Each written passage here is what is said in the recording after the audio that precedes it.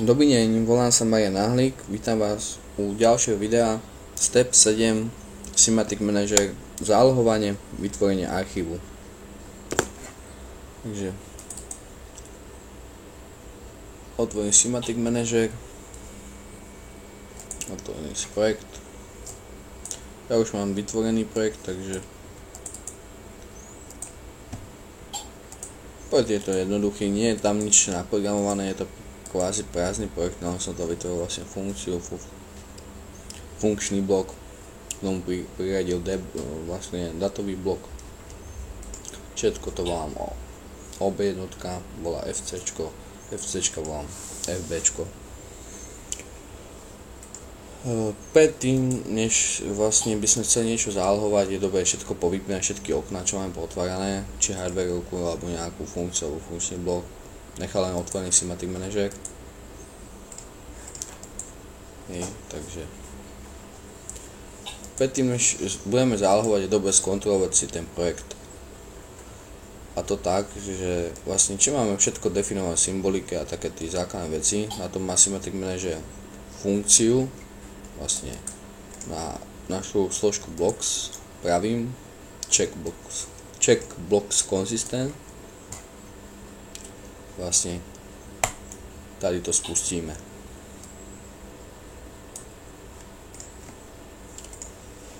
Pokiaľ je všetko OK, tady sa nám vľavo dole zjaví vlastne takéto hlásenie, že 0 chýb, 0 varovaní. Podstatné sú tie chyby, varovanie pri veľkých projektoch sa tomu asi nevyhneme, ale všetko sa dá nejakým spôsobom poriešiť. Pokiaľ máme toto dobre, máme všetko v symbolike definované, môžeme prejsť k archivovaniu. V hornej lište vľavo cez file, archíve.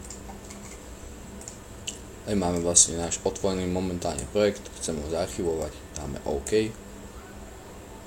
Tady vyberieme miesto, kam ho chceme archivovať, na plochu, save. Tady nás vyzve, či chceme ten archív nejak rozdeliť podľa toho, aké prenosové médium budeme používať. No, je tu aj disketa, aj CDčko.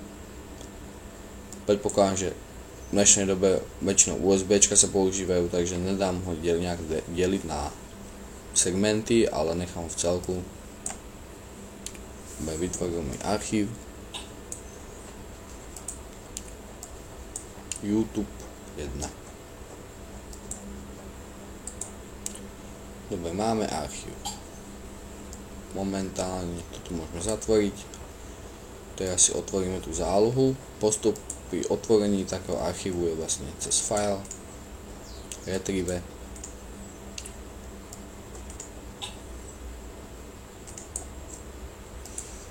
YouTube. Ešte predtým sa môžeme pozrieť, že niekedy nastane problém. Je to klasický zip archív, to čo vytvára Semantic Manager. No, takže dá sa to otvoriť v pohode aj normálne bez neho. A tady nás zaujíma vlastne, toto je složka hlavná, podsklikneme a tady je tzv. Složka globál.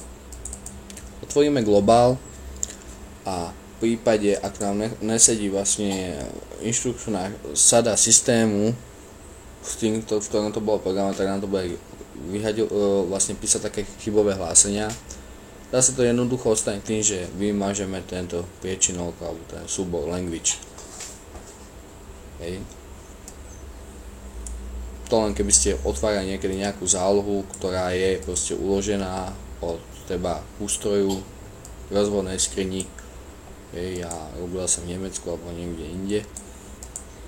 A vy to otvárate na nejakom počítači na svojom, ktorý má teba slovenskú klávesnicu a slovenskú znakovú sadu po Windowse. Takže otvoríme ho. File, retrieve, YouTube. Tady sa nám defaultne všetky projekty vlastne v stepe 7, ktoré máme otvorené, ukladajú. S7 Proj.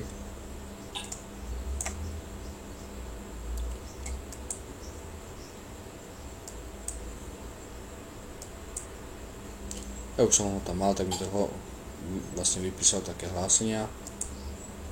Tak teraz sa niekedy stane, že ak sa vlastne nejaká linka dopredu naprogramuje v tzv. Offline režime, že programátor si to robí doma na notebooku alebo v práci, a potom keď vlastne zariadenie je skompletované a vždycky nejaká časť sa dorába priamo na mieste toho programu, a niekedy to robia aj viacerí programátori, ide o to, že ako rýchle to zariadenie potrebujú oživiť. Môže nastať taká vec, že nie si ten programátor istý, či ten offline, ktorý má k dispozícii na notebooku, čo mu treba dá kolega, je ten istý, čo je v PLCčku momentálne nahraný. Treba s týmto momentálne beží, on tam môže spraviť nejaký zásah a padne to a nebude vedieť prečo. Hej, takže aj toto sa dá zistiť. Ja to vlastne odsimulujem cez simulátor, že spustím simulátor, ten mi nabehne a kliknem na box a compare box. Tady môžem porovnať online, teda to, čo je uložené v PLCčku, v mojom prípade v simulátore, s offlineom, to je to, čo mám otvorené v Cinematic Manageri, alebo dve zálohy z iného dátumu, hej, aby som vedel, v čom je v nich rozdiel. On mi to vypíše, či obsahujú všetky, pokiaľ tam sú minimálne zmeny, tak vám vypíše nejaké také drobnosti. DBčka, treba človek musí to brať, takže v DBčkách sú proste premenné, takže vždy sa nám nebudú zhodovať, hej, takže DBčka nemôžeme brať akože potaz. Spustím compare a tady mi vlastne vypísal, že tieto fajly vlastne existujú len v parte 1, to znamená Cinematic Manageri, ale v online nie sú, hej. No exist.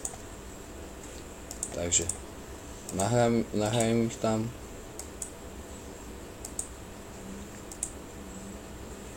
CPUčka sa rozbehne, znovu blocks, compare blocks, compile. Hej, OK. Funguje to aj takto, že vytvorím prázdnu funkciu. Hej. Tu nenahrávam.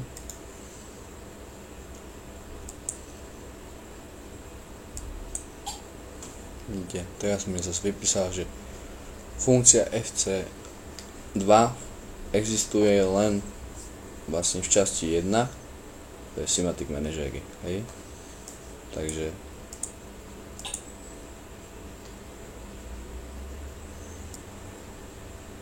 takto to nejako funguje, je to veľmi užitočné, človek si je istý vlastne, čo je nahrané v PLCčku a čo má k dispozícii.